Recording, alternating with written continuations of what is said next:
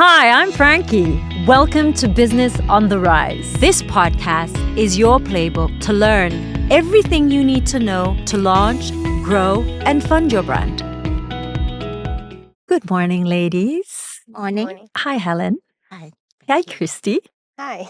Thank you both for coming. I'm really excited for the both of you, mother and daughter team of Miss Read. Helen, I'd like to start off with my first question to you because you created Miss Read in 1997, so that's about 27 years now. You started at 1997, which is the financial crisis. Yes. What were you thinking back then? What made you create Miss Read? What was it like to create a business in such a time? What was the landscape like? What was the market like? What was the inspiration? Well, the thing is, we opened in March 1997. Right. But the preparation was in 96. Got You it. see, what happened is a Japanese buyer from Jusco. That time it was called Jusco. Now it's Aeon. Mm-hmm. A buyer called me and asked me to manufacture clothes for them. Because I started as a manufacturer, selling to all the department stores what they designed, and I put it into production. So he wanted jackets, so he invited me there. And of course, before I went there, I didn't know it was for jackets. I just went because buyer asked you to go. Mm-hmm. So he asked for jackets, and I said, I'm so sorry, my production capacity is absolutely full. And suddenly, I don't know what, it just popped out of my mouth. Why don't you give me a space? If you give me a space, I can make jackets for that space. So you asked them, Jusco, to give you a space, and they gave you a space? Well, he gave me a Wow. space. He didn't even have You just have to ask. He didn't even have to go and consult with his bosses or what. He just say, okay. So I said a few racks would do. But he gave me 600 square feet. Wow. In the corner. And so at first I thought I'll just do the usual sizes. But then I decided, it was near Christmas, so I stood outside the Jusco store in Wanutama. Stood outside there for about 2 weeks, different times of the day, and just watched the people. There were lots of shoppers, and most of them were size 12 and above. Mm-hmm. And so I went back to him and I said, no, I can't do the usual sizes. I have to do from size 12 at that time to size 16. Mm-hmm. And then he disagreed. So we had this thing. I said, no, we have to do this. So he finally agreed. And I tell you, when we opened in March 97, on the 15th, I remember it so clearly. We never looked back. The shop did so well. And he was very happy, of course. But the downturn came in, in July 97, just a few months later. And with that happening, it sent us all reeling. All the department stores canceled their orders, and those who have a bit more ethics postponed their orders. And so the factory suddenly had no work. I tell you, that little space in Jusco kept our factories running. Right. Some factories had to close for weeks. For us, in that span of time, we may be closed for 1 week. That was it. Wow. Our factories, that little shop continued to do sales. Because in a downturn, the everyday person still needs clothes. Yeah.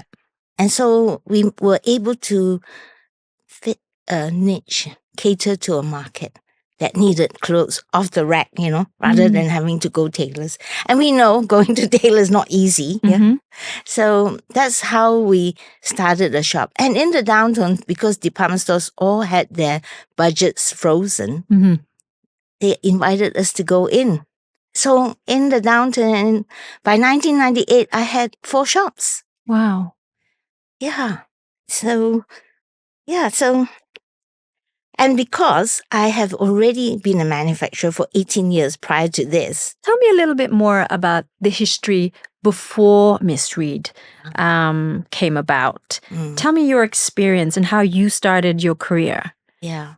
I did hotel management. I see. Yes. And after I got married, I stopped work and I stopped working in the hotel. I was working in Merlin Hotel. Now it's called Concord. Right. So I stopped work and looked after the children. And one day a friend wanted to start a manufacturing business, asked me to be a partner, and I did. And so it was that was 1979. 1979. The year I was born. Oh, you born? So you know how old that business Yes. is. It's still running. It still manufactures clothes for Miss Read. So where is this? In Sungai Besi. So still? Wow. Yes. 45 years. Yes. I'm revealing my age now. Yeah. So, but you don't look it. Thanks, Helen. Yeah. So then because of that background, I knew how to make clothes for the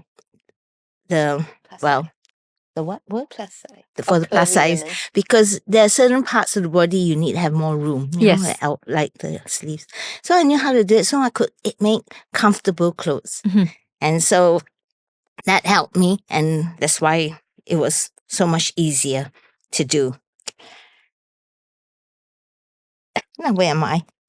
That's okay. Take me through, within 1 year you had 4 outlets.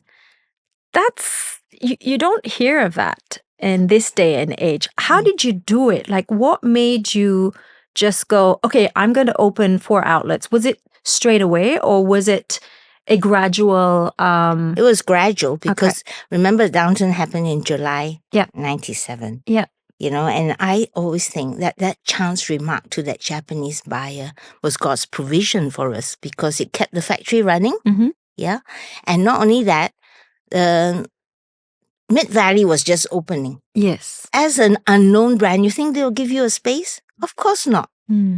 But because of the pandemic, I mean, what do we call it then? Huh? The financial crisis? Yeah, financial crisis. Yeah. They gave us a space and we were there for many years. We only exited like a year ago, but we were there for many years on the ground floor. So people look out for you and they give you opportunities. Department stores, because I've been selling to some, they said, oh, why didn't you make clothes for our corner? You know, suddenly everybody didn't mind a plus size. And that's how we had 4 stores. So it was gradual. So like December, and then by next year, a few more. So we had 4 by 98. What was your leadership style like back then, Helen?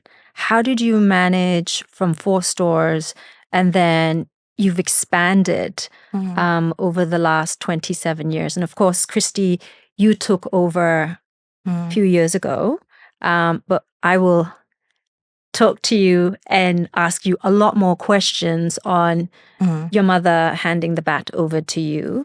But Helen, I want to know, like, who were you? Like, what was this woman like? And I'm sure the landscape was completely different. You had different marketing tactics, different branding tactics, different distribution tactics. What was it like then in comparison to how you see Kristy managing Miss Read now? Do you see a big, significant difference? Yes, definitely. Those days, there's no marketing strategies. Right. I need stocks. Okay, let's manufacture. I need this. I just do it. Yeah. I have no background about this Right. at all. Everything was just you learn as you go along? Learn as you go along. And one of the things I did a lot was I read a lot. I still read, but not as much. Those days I can read a book in 3-4 hours. Now it takes me a month maybe to read a few pages. But that's how, because people ask who is your mentor. I had none. The books were my mentors. People who wrote, and a lot of people wrote inspiring or gave me inspiring words that helped me. And of course, my relationship with God helps me. Even like now, I still see it as a remarkable journey of how He brought me through. Oh. Yeah, so, and I think now, with the way I see them do it, with so much technology and all that, I really marvel at them because everything is data. Yes. You know, for me, was a lot of decisions whether we make this color or that color was what I liked. Whether we make this design, because we follow the fashion magazines, what is in trend, and we do that. But a lot of it was my gut feel. Should I make 60 pieces of this or 200 pieces? It was all about gut feel. Now they don't, which is very good, where they just follow data. So you're not at the mercy of someone's gut feeling. Yeah. So do you think your success, 27 years in the business, that's a long time, and you were a pioneer in that landscape. You must have done a lot of things right. Yes, you used a lot of your gut instinct, and there's something to be said about that. And I think entrepreneurs use a lot of that as well. And entrepreneurs are risk takers. Did you think that you were a bulldozer and a risk taker? And is that one of the reasons why you've also been very, very successful? I don't think so. Tell me the other recipes that you're not telling. Well, I'm not a bulldozer. I'm not a risk taker. I have a business and I need to have an income. I needed to make money, and that's what I did. And, have to take all the nonsense as well as all the wonderful things. Yeah. And so just plod on every day. Just focus on what I need to do. During the financial crisis, no money coming in, and only money going out. Just focus on the business, focus on my children, family, and the customers, what they want, what they need. That's how I ran the business. I don't think I was really an entrepreneur, because I always felt I was an accidental entrepreneur. Right. Because when I started a business, it was just a little workshop, catering for 24 pieces, per design from the department stores. Those days was Metro Jaya, Jusco, Isetan, and all that.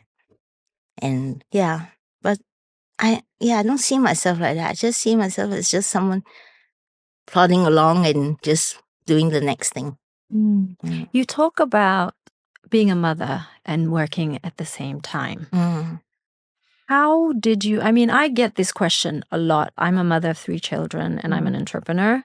I sometimes struggle with being an entrepreneur and then wearing my other hat, my predominant and priority hat, which is being a mom.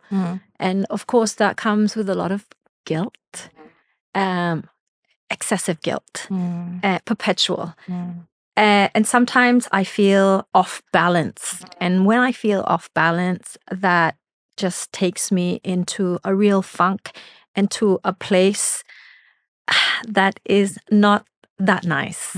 But then I try to get myself up again. What about you, Helen? Can you share with us a little bit more about your journey towards entrepreneurship and also building your family and making sure that you're doing the best you can for both? I never suffered guilt. You never did? No. What I did was I had a very good helper at home who took care of the children. She was from my hometown in Ipoh, and she joined me when Benjamin was 2 years old. So she was very reliable. So my job was to make sure I have a good help. Yeah. And I had to do the business. I had to spend those hours, because those days we don't have technology, we don't have internet. Everything is so manual. And I had to spend those hours. So when I was at work, I was really at work. And when I was at home, I was at home. Right. So I just, as I said, just children grew up well. They're all wonderful adults. And very successful adults too. Yes. And very good children, more importantly. Yes. Good-hearted children. Yes. That's what you want as a parent, right? It doesn't matter what they do as long as they're the happy, kindest people. Yes, that's true. You must be very proud. Definitely. Yes. Kristy. I'm getting a bit emotional now. When was the bat handed over to you? How long ago was this? And did you always know, Helen, this is for the both of you, that you wanted to hand over the bat to Kristy? And did you identify Kristy out of all your children No. to lead the business. No. How did that happen? None of them were expected to lead the business. Right. They were to go and do whatever they wanted to do. Because I thought, when I need to, I'll just sell it. They were not told. They were told they can do whatever they want. The business is not for them to run. I didn't have that requirement from them. So in 2022, I stepped aside and handed Miss Read to Kristy. Because we have to encourage growth through a new generation of people who are tech savvy. Yeah, tech savvy. Yeah. And I'm not, I mean, I can Google, but that's about it. And Instagram. Do you manage your own Instagram, Helen? Yes. Well, I like to take pictures, but sometimes the pictures don't turn out so well. So Kristy will clean it up a bit. But yeah. Do you, Kristy? She's sweet though. She always helps me. Now, so God spoke to me through the story of David and Solomon in the Bible, because David wanted to build a temple for God. But God chose Solomon, his son, for the task. You see, this came to me when I was praying during the pandemic. There was but over time, this story came to me and it struck me that it was time for me to pass to Kristy, because she had already been with us for more than 10 years. Yeah. But God chose Solomon for the task. And David, wisely listening to God, chose to step aside, trusting God's plan and paving the way for Solomon's success. So likewise, I relinquished running Miss Read, trusting in the Lord's guidance to Kristy. She was well prepared because she had seen us go up and down and all the decisions made, especially during the COVID crisis, and she was as scared as I was. Yeah, sometimes I felt so defeated during that time, But anyway, God brought us through. And with her coming and bringing new technology, she started the online business. And during the COVID, it really flourished. And she had different business strategies. Like you asked me about marketing. I have no clue. But she has a grasp on everything. Yeah. And I believe in the importance of letting others carry the torch forward. So David's legacy is remembered through Solomon's temple. They don't talk about David's temple, talk about Solomon's temple, a testament to his selflessness and preparation. And he spent his remaining years gathering resources and validating Solomon. And similarly, I choose to be part of God's plan, knowing not everything is mine to finish. Yeah? And today, Kristy runs Miss Read, and I manage a new online bakery business. Called Helen's Home? Helen Read Home. Helen Read Home. Yes. So how long have you had that? Since 22? No, since the start of the pandemic. Oh, since the start of the pandemic. So you started baking. Yes. So I was bored. You handed over the bat to Kristy officially in 2022. Right. And in the meantime, you decided, okay, it's now time for me to hand it over to somebody better who can take this business on another level, your daughter. And you've decided to just bake, which is your it's not your newfound passion, because you were always passionate about cooking and baking, but you've decided to make it a little bit commercial. You started selling. Yes. That was her suggestion, because I was bored. Kristy's suggestion. Yeah. I was bored at home during COVID, and I was baking, and Kristy was saying, oh, this is good, Mom. Why didn't you sell it? That was our mooncake. That's how I started. Right. So she started the platform for me, and she helped me. That's the mastermind behind all of it. And that was what year? 2020. We were getting fed too much. I see. Yeah. Got it. So, Kristy, did you want to take over Miss Read? Was there a drive and a hunger to take it over? Because you were in fashion once upon a time. I've done a little bit of background on you.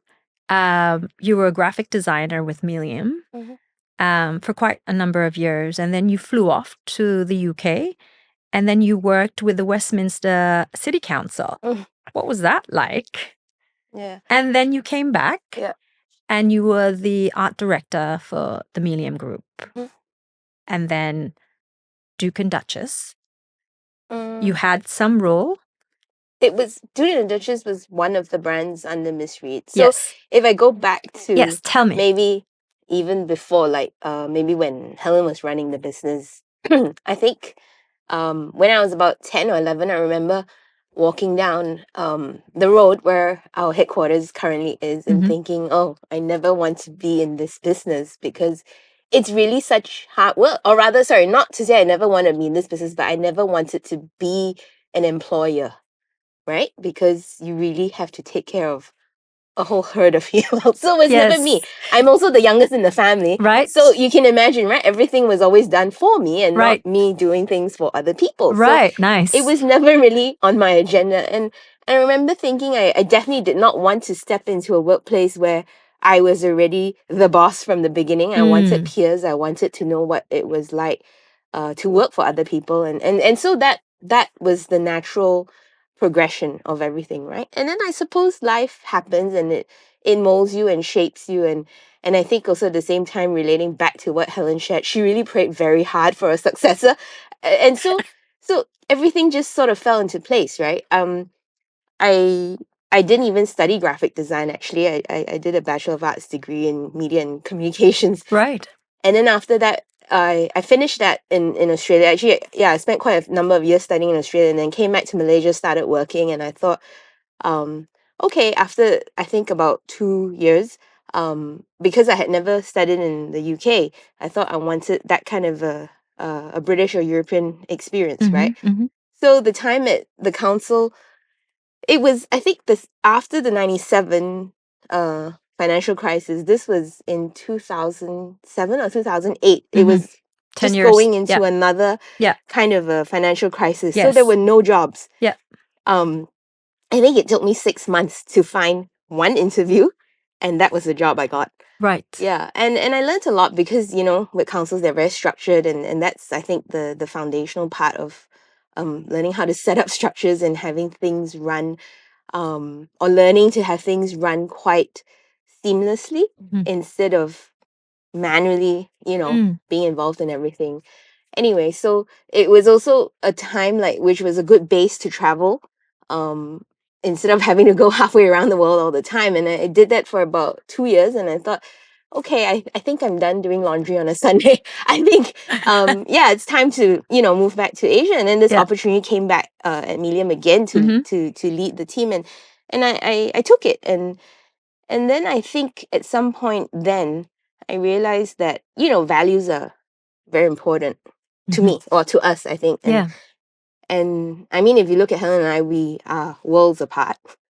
But then what Binds you both. binds us, or even like the largest side of the family and the business, is our values, right? Of integrity and ethics and so on and so forth. And I think that is what has guided the whole business through. Mhm. And now, even as we select our teams in place or put people in place, those are some of the key things that we always reflect on, whether we share the same values. Yeah. And this is what I always tell the team, like, in business, trust is so important, Yes. right? Because trust makes everything easy. Mhm. And I think that's how we've always done things. There's no straight up guidebook or Yeah. whatever it is. Yeah. Yeah. And so coming back to the point, at some point, right, it was a 3-year contract with Milium, and then towards the end of that, I thought, okay, it's it it it also goes with age, because in your 20s, I remember in my 20s, it was all about hustle culture, but then in your 30s, you mature to learn how to set boundaries. Yes. And then in your 40s, it really sharpens what your It priorities does. are. And I think at Miss Read, part of our values is really ensuring that our team has that. I think these days you can't really call it work-life balance anymore. It's more like integration, but that it ensures that they have their family time, and yet the business is important. Everyone's accountable and responsible for everything that they do, and we get the business to where it needs to be. So everything's structured, if I go back to, I think I'm going off topic a bit, That's but okay. yeah, if I go back to talking, because earlier on, one of the questions was about how is marketing different then and now, right? Yes. I think to give Miss Read credit where credit's due, the digital transformation started back in 2011 when I first joined the business. So Right. we set up our e-commerce business then, right? And if you talk about the values, it's that trust, because back then e-commerce was like an online catalog to most businesses, Mhm. but we already started selling on the platform. So Mm. 9 years later, with the pandemic, it was just a natural Progression. progression. Yeah. But having said that, because we're diehard retailers, right? So the business contribution in retail is so much. And then after that, to be reliant on just the one e-commerce store, Yeah. of course, there was still a lot of challenges. But I have to say that it's, while a lot of other businesses were only starting their digital journey in 2019, 2020, yeah, I was started way back when. And if it wasn't for the trust, right, that it could be done or that we needed to evolve, then none of that would have happened. And yeah. So I love this. What's the dynamic like between the two of you in the office, and Helen, when you do come into the office? Because I hear that you still come in and you're still involved, but obviously, Kristy, you take the predominant lead in all of this. What's it like working together as mother and daughter? It must be quite special for you. Yeah, I don't think too much about it. I just know that I have to be supportive, like Yeah. David supporting Solomon. Right. Supportive. And of course, I do give her my 2 cents worth and then ask her to decide. And I am one person that never say, I told you so. Even when they were children, Yeah. I never liked that face. And so never. So I made lots of mistakes running the business. It wasn't that I knew everything. And so, she has got a good team with her. She will make less mistakes, but there are still there could still be mistakes. So we just have to, like I trust her.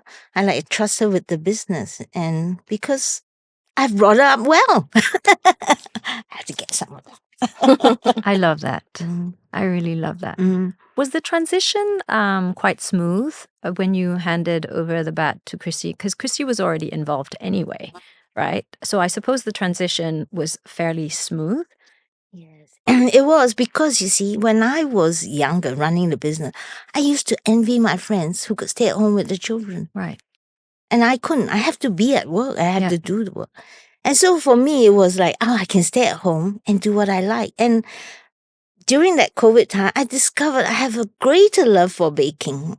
And I just enjoy it so much, and I'm so happy. I think that's what helps. So I think God put that into place, so that the transition is easier for me. Because I love Miss Read. I never thought I would be able to leave it with anyone. Never thought I could do it, and it has. I've been able to do it, and I love it. I love the time I have baking. Yes, and the thing is, they're younger, more vibrant, and they're exposed, and they are so savvy with these gadgets and all, and they're out there. They will take it to the next level. It doesn't have to finish with me. Yeah. It's her joy. What's the word? Whatever you do now is your success. That's lovely. Kristy, so what was some of your you obviously had to revise some of the business strategy because we live in the digital world now, but you had that set up already back in 2011, you were saying. So you were ready to take on the digital world, right? You were equipped. What other strategies did you implement that was different to Helen and that you thought needed to happen to stay relevant in the business? I think, to be very honest, like, it's a journey, right? We're still going through the evolution, I would say, because the online store, that digital journey is just the facade, but on the back end, a lot of the processes need to be transformed. And I think coming out of the pandemic was the perfect opportunity to make all these changes. And you win some, you lose some. Digital transformation is an expensive journey, but it Yeah. doesn't have to be all the same. So I think having the right team in place definitely is a key factor, because we can't do everything, you know. Mhm. And alongside that, it's something that we're breaking down into different phases now to go through the transformation. So um, even something like having our data all in place, right? So that helps us break through a traditional business hierarchy where, like, Right. going back to what Helen shared earlier, her gut feel and one person makes all the decisions. Mhm. Whereas it allows the data visualization allows us to really be collaborative now, Mhm. and having each head of each business unit be able to help make the informed decisions. You mentioned about collaboration. Mm, That's quite a big thing, and I suppose it's a big part of your ethos. mm. What does that mean for those of us wanting to understand your definition of collaboration, and who have you collaborated with, and why it's important to Miss Read? Yeah. So, I mean, in simple terms, collaboration is just about building each other up, right? Yeah. And we believe very much in that, because going back to the roots of where we come from as a small business, um, we also needed that opportunity to be able to grow, to Mhm. become a medium-sized business. Yeah. And I think having Miss Read is very clear on our strengths, right? In product quality, in operations excellence, and being a 27-year-old brand, we need to evolve, and so Yes. collaborations help bring on new energy. Yeah. It weaves new stories for us to tell, and it also gives our customers something new, right, to the collection, and instead of just drops month after month, or seasonal changes and so Mhm. on and so forth. So Mhm. we've done quite a few collaborations in the past, small ones, but the one we have upcoming with Franquitas in September, that's something to look forward to. I'm so excited. You have no idea how excited both my business partner and I have been when Miss Read approached us. We were like, wow, what an amazing opportunity and what an honor. We were just like a little bit starstruck, to be honest. I was starstruck. I still am. I still can't believe it's happening. Um, very grateful for the opportunity. Why did you decide to partner with us, if I may ask? Yeah, I mean, it was very much a team decision, or selection in that case. But I think we've all thoroughly enjoyed the journey, and looking at how the collection has been put together, it has really played on each other's strengths. Mm-hmm. I wouldn't say there's a specific reason on why and what, but I think opportunities come, like Yes. our whole business, right? Opportunities come along, Yes. and if it I won't say ticks the right boxes, but how do I say, sometimes it just feels right. It feels right. Mm. Yes, I get that. Yeah, Yes. and I've seen the dynamics of how you and your business partner Guy has been working together with Sui and her team, and Yes. it's great. Looking forward to more of that. Yes. Your team has been amazing, by the way. We've loved every minute that we have been together, and I get snippets of what it's like to be in Miss Read's team, and both Gaia and I have felt it, and we're like, maybe we should go on to the other side of the field and join forces with them, like permanently, to teach us more. And for us, collaboration is so good because, again, I think knowledge is the biggest wealth, and one of the biggest wealth and power anyone can have. Mm. And for us, that's been a real learning experience and growth. So I thank you for the opportunity. What were some of the challenges that you faced, Kristy, in making the business relevant, and 27 years again is a long time, and you guys have done really, really well.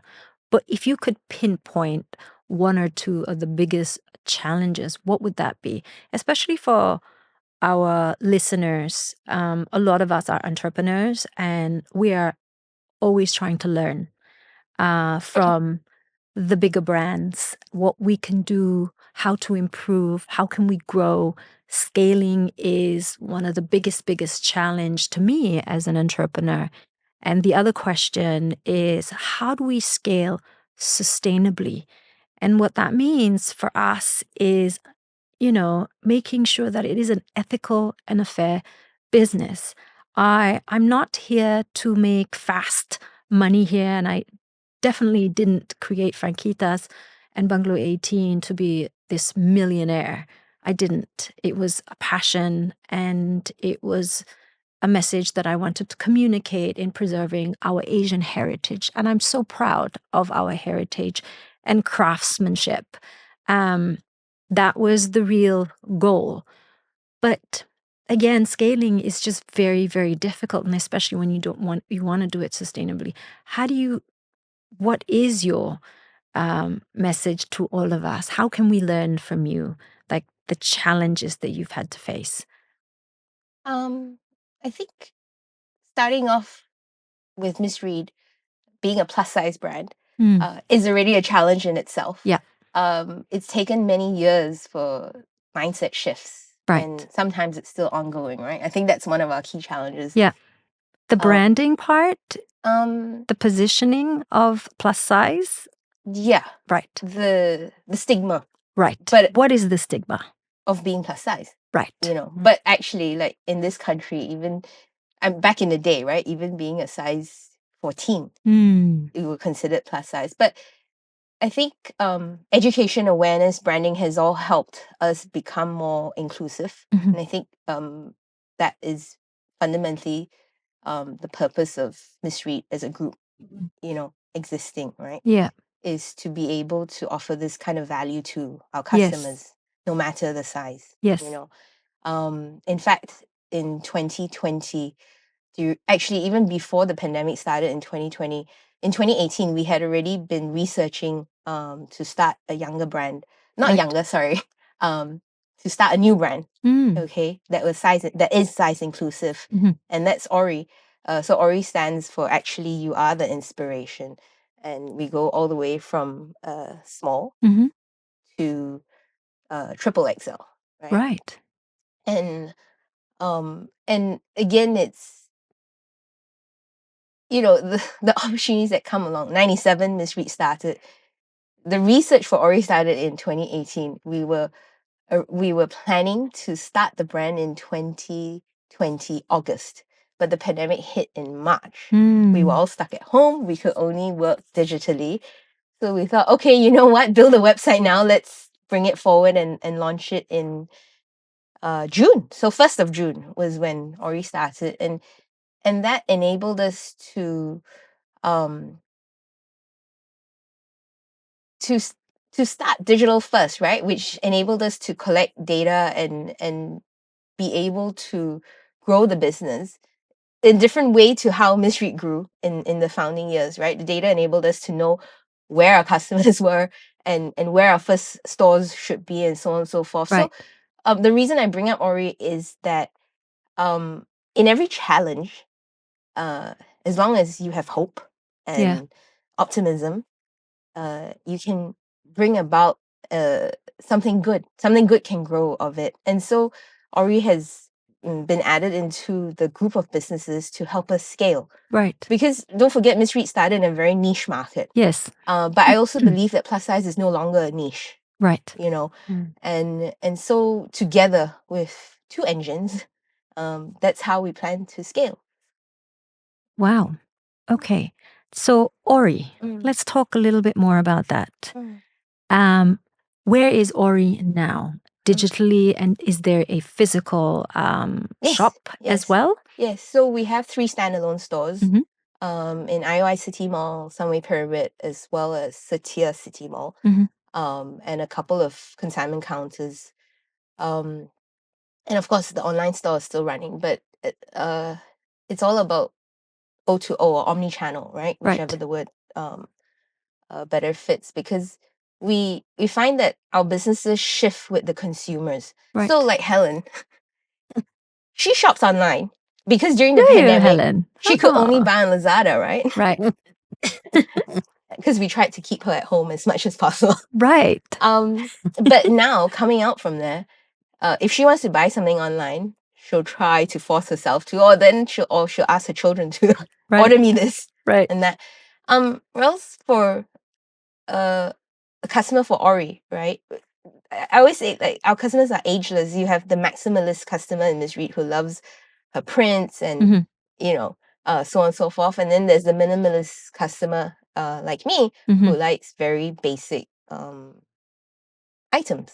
Right. You know, so there's something for everyone. Right. That's how I classify ageless Yeah. and inclusive. Right. Mm. Is it difficult to run two separate brands, Kristy? You know, I mean, you are the captain of the ship of this parent company. And do you have to have two different brand strategies? Yes. So how do you maneuver that? How do you change your cap? You know, one day you're Miss Read's cap, and then the next day you're the Ori cap. Yeah.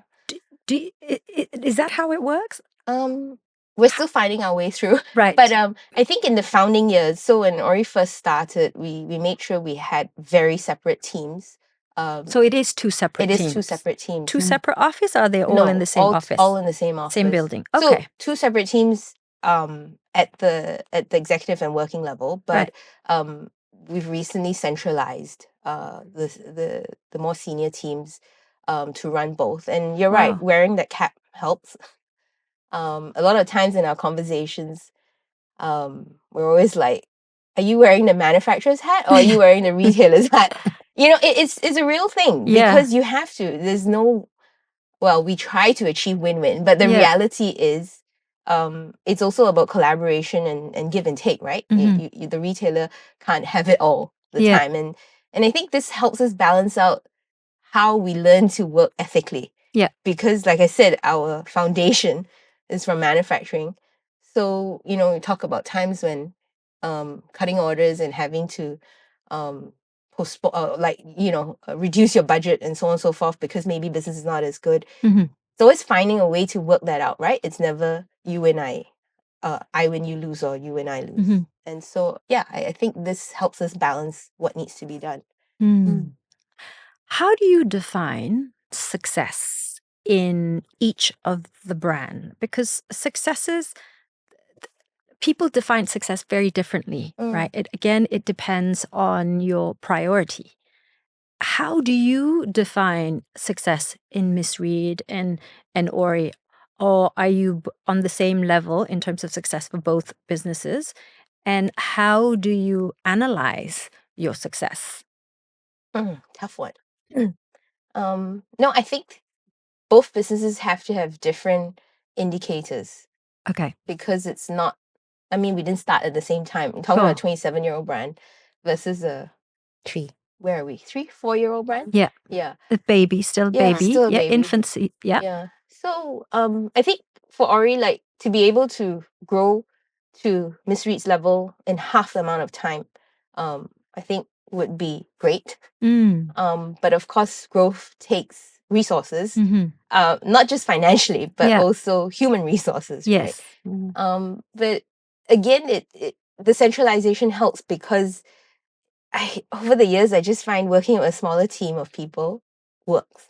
Right. Because each person is empowered. And I'm so grateful for the diversity because they don't wait for me to make decisions. Right. I think the toughest... You give them the power to make their own decisions. Yeah. So you're not a micromanager I'm at not. all. I'm not. Okay. In fact, sometimes I think they fear that I don't micro I don't enough? micro enough. Right. You know what I mean? Because details I'm a very detailed person because retail is detail. Yeah. But I'm not a micromanager, and it really tires me when I have to do that. And when that happens, I know that this person is not the right fit. Right. Or maybe this person is suited for a different role. Got it. Yeah. And so coming back to the point, like of Miss Read and how do we define success, Mhm. I think being able to elevate the brand in a lot of the product categories, right? Being able to offer the customer of today Yeah. her whole lifestyle. Yeah. To me, that will be Miss Read's true success. Because coming from a manufacturer background, I remember what like Helen shared. It was just, okay, we need products, let's put them in the store. But we've gone through this evolution for the last 10, 15, 20 years. Mhm. And so we're still learning, but I think we're coming around. And also competition is so fierce these days. You know, Is that's why I it? say we're no longer in a niche market. Right. Everyone is making clothing bigger sizes because that's actually where the true consumer is Mm. or the demand is. Mm. But they don't necessarily shout out about it, right? Mm. Or else for Miss Read, we've always been very open and inclusive from the beginning. Mhm. And there's nothing to hide, Mm. you know. And we really envision that the business will grow into a bigger market to have the market share grown, Mhm. so that more people can engage and enjoy this brand, Mm. and just as we enjoy building the business. Mhm. So, two things that you discussed there, 2 points. One is that I feel as though you're saying that the market size has increased over the years for plus size women. And two, the competition has increased significantly as well. The competition, are they coming from such a niche brand that caters to plus size, or like any brand that is non-exclusive to the plus size? Both. Both. Yeah. Right. Both. I mean, Both if you here look at in Malaysia and yeah, and in Southeast Asia and globally. and globally? I mean, Okay. if you look at just how businesses, I won't say brands, but how businesses just start on TikTok, Mhm. right? Yes. The amount of volume they trade, never mind their selling price. Okay, I know the team always tells me this, Kristy, you have to look at their selling price. You know, Yes. it's different. And I get that. It's a different market segment, but that's why I say every brand has a different positioning for every customer, right? Mhm. Because not everyone would I mean, in this country is very much about affordability, which is Yes. also why we brought Ori into the equation, because Right. for many years, you know, we just felt, okay, I think one thing we can agree on is that everyone loves quality, Yes. but not everyone can afford that price for quality, for Yes. that level of quality, right? Yes. So how can we be able to serve more customers, right? So quality for the price, and that's how, you know, Ori was born. What was your question again? The competition, the significant increase in competition, and also the market size has increased. Those two things. You know, I also don't know what my question was. With those two things, I'm having that perimenopause moment where now you're questioning me. I'm like, alamak. Yeah. But I think the point was, you know, as much as there's an opportunity out there because the market has increased, right? There's also a bigger competition because I guess the competition sees the data increasing in terms of market size. So therefore, you have to step it up, right? And again, how do you step up from your current comfort zone? And we all know in business there's no such thing as comfort zone, because when you're in it, you know you need to come out of that, right? So how do you grow Miss Read and Oreo from now? And do you see yourself expanding and scaling to other markets like Indonesia, for example, Thailand, and other Southeast Asian countries? Because I know you're in Singapore as well.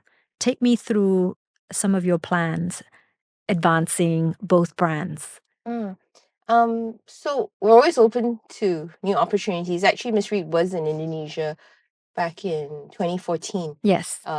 With Sogo Indonesia. Mm-hmm. And I mean, we're always open to going back into a particular country, but Yes. finding the right partners is one thing. Mm-hmm. I mean, when opportunities come about, we will definitely jump at them. But I think with online marketplaces and all these days, it opens up a lot of opportunities. Mhm. So with our base in Singapore, we're working on sg.com, like Miss Read shop in Singapore, Yeah. to use that as a base to serve the Southeast Asian Right. online shoppers. Right. Yeah. Brick and mortar expansion is, of course, rewarding, but finding the right partners and having the resources to build that is something that we're working on. Right. When you say partner, what kind of a partnership does that mean? Are we looking at investors pumping money into that market share to that particular country, or a potential distributor, a sole distributor that will distribute to the entire country? Are you open to both? Yeah, we're open to both. Right. Okay. And what would you prefer? You know, given your experience, do you prefer having an investor just pumping money into the brand and so you share some equity into that? Or are you more interested or inclined to have a sole distributor that says, okay, here are our products, you buy outright, and then you do as you please, of course, with given the right brand manual and direction? I think with every partnership, everything has to be evaluated, Right. because there's so many layers. Mm. You know, of course, the ideal would be a balance. Right. You know, because locally we've had franchises before, Right. in places outside of Klang Valley. Mm-hmm. And after they've run the business for about 10, 15 years, they mature to a level where they decide that, you know, they want to give it back to principal. And so we've Right. taken over some of those stores and it's been pretty successful. Right. Yeah. So I think every situation depends. I mean, I wouldn't be closed off to an investor wanting to take over a certain country or area of distribution. But I think we would have to evaluate it holistically. Right. You know, with everything we do, actually, it's really about a holistic view, right? Yes. Like from the start to Yes. to launch. I ask selfishly because I, you know, am an entrepreneur myself, and I'm trying to learn here. I'm trying to take like tips from a big mama, so to say. And I'm sure a lot of our audience are kind of taking notes as well. So is there a right formula for any business, or is there a different formula for different businesses and also in different times? Yeah. So I think the only formula for that Yes. is to evaluate everything on ground, Right. holistically, because Right. business has changed so much. Yes. The way you used to do things even 5 years ago to Yes. today is so Yes. different. It's So confusing. and what I feel in retail, like especially in the last 5 to 8 years, Mhm. is that some people, new hires that we join, come in and they bring on an SOP from a different business and try to implement it in our business, and it never works. Right. So what does that tell us, right? There's Right. no one size fits all. Right. There's definitely no, oh, this is how we used to do it, and therefore this is how we should do it. I think that's the key thing, right, at Miss Read, that everything is so fluid. And so again, the diversity on the team, if we talk even about the different generations, because we do our eldest employee is in her 60s. I'm oldest. Yeah, okay, well, you're not employee, but you know, and then we have our youngest at I think 23, 22 at one stage, you know, just coming out of college and so young, and you know, with fresh ideas, and so really that is a good thing, because you have the experience that helps balance out some of the risk taking. You know, but the key thing here is there is no one size fits all. Right. And over the years, that's how we've learned that every business deal, every collaboration needs to be evaluated from end to end. And you see, I didn't come from a business or finance background. That's not my forte, right? And so having a strong CFO helps, you know, and you really learn to look at things differently. And early on, you mentioned a lot about learning, right? Actually, I learned a lot from my team. And just as Helen said about how you pass on the business to somebody who's able to do better than you or something along those lines, right? I always look at the team and think, wow, actually, they're a lot smarter than I am. Right. You know, and that Right. helps because Yeah. they have all had different educations. A lot of them have also worked their way up from the ground. And that diversity helps. It somehow works because you've got your book smarts, you've got your street smarts. You can't have it just one way, Sure. you know. We would just all be sitting around analyzing things and not doing anything. Sure. Yeah. So yeah, I mean, if, to your listeners, I Yes. mean, out there, it's really learning to think on our feet, and there's no one size fits all. I think that's the best formula. I love that. Thank you. That's very, very important for all of us to learn. It's such a key take. There is no one size fits all. You also talked about the diverse team that you have, right? You have the old schoolers that was under Helen, and then you have your young team, right? So how do you manage, even though you're learning from them as well, and you need to have different age groups because they bring so many different layers to the business, and that's important. But has there been a time where it was quite challenging, or it still is challenging to manage like very different generations under one roof? So when I was younger, I didn't know how to navigate this or even articulate it. Right. And it was a big challenge, right? But as part of this transformation journey, I think the key thing I learned over the years is really not about skill at all. It's about the mindset. Right. And we've had people join the business, we've had people leave the business. At the end of the day, the ones who have stayed and blossomed with us are the ones who have that growth mindset. Right. And you also find throughout the years, there will be people who tell you that these people don't have growth mindset or you don't have growth mindset. But actually, Right. I think a lot of times people fail to internalize Right. and actually really understand themselves. Right. And I think, part of the thing that guides me, and I feel is a quality that I have from Helen, is that intuition and that knowledge to know how to internalize. Because if you find that 10 people in the room, there's something wrong with 10 people in the room, usually it's probably something wrong with you. Right. And being able to reflect on that, I think helps us grow as leaders, and then helps us navigate these kind of differences, right? But we always feel that having differences is important in the business because then you challenge each other. Yes. I remember when I was growing up and Helen was running the business, I used to be like, is everybody in Smurfland? Like, I don't get it. Like, how is it that, but then as I've matured, then I realized, no, it's not that everybody just, it's not that it was Smurfland. It's just that it was a very authoritative style of leadership, which in this day and age requires a different style. And Yes. so I've taken a long time to be able to find my own style, because I think also a lot of perhaps team members, like along the way throughout the years, probably expected that authoritative role to continue. Right. And it sometimes got to situations where I had to explain to them that I am not Helen. Right. And that is not my style. Right. And if this is what you need to be able to do well in the business, then something needs to be done about that, because I can't be that person. I can't, I Of can't course. sit down and tell you exactly be what to do. Helen. Most Yeah. of the time, I'm just trying to figure it out myself. Right.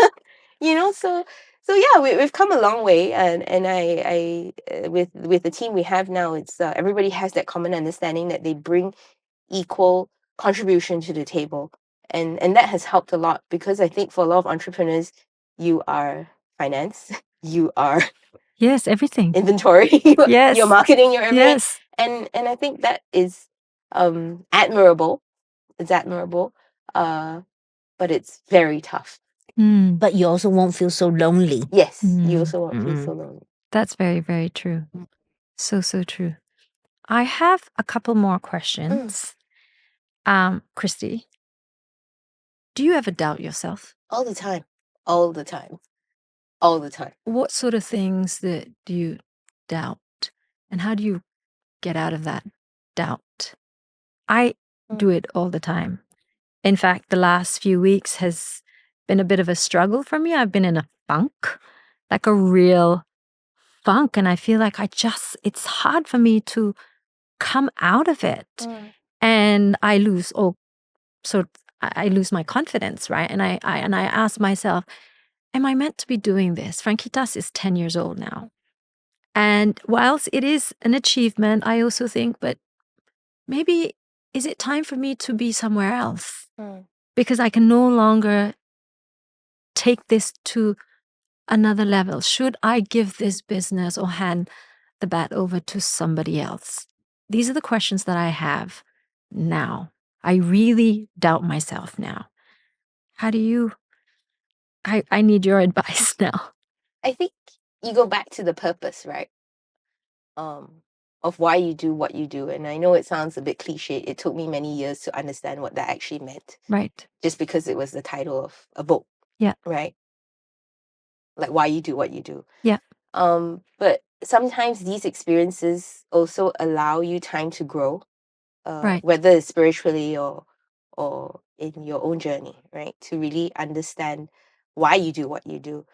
And if I look at the whole history of Miss Read and how Ori was born and the timeline and everything, it all comes back to this God-led business. Right. You know, so whatever your beliefs may be or wherever you are in your spiritual life or in life in general. I am think, quite spiritual. Yeah. So I'm very spiritual. So I think having those moments of reflection really helps. When I talk about a purpose-driven business, right, at Miss Read, I mean, you know, consumer lifestyles change. Like a consumer that maybe used to buy 10 items a month, maybe now buys 5 because we realize we can live with less, right? So I don't see that we're in a fashion business or selling clothes or clothing business per se. I always talk about the mission of our business being able to enrich the lives of people, whether they're internally our staff or whether they're externally our customers, right? Helen prays for every customer that comes in contact with our brands. Oh, that's so lovely, Helen. And you know, that's a USP. So lovely. What's a USP? Unique selling. Okay. Oh my goodness, these modern words. It's okay because you're doing a lot of the praying and you think of the good for everybody. Yeah. I think that's really, really rare and really, really special, especially in the world that we live in now. There are kind people out there, but I feel that there needs to be a lot more goodness and kindness and for people to think outside of themselves. Yes. Very, very special. Thank you for grounding me in this moment. I need to do some thinking and reflecting. Maybe I should come to one of your Yeah. You know. She serves dinner too. Oh my goodness. Please sign me up. Please adopt me. I'll let you know next meeting. Thank you. Right, ladies. This is a question that I ask all of our guests is health and wellness. And it also relates to just what we talked about, right? For me, health is so important and not just the physical. I mean the spiritual being, because this and this is connected.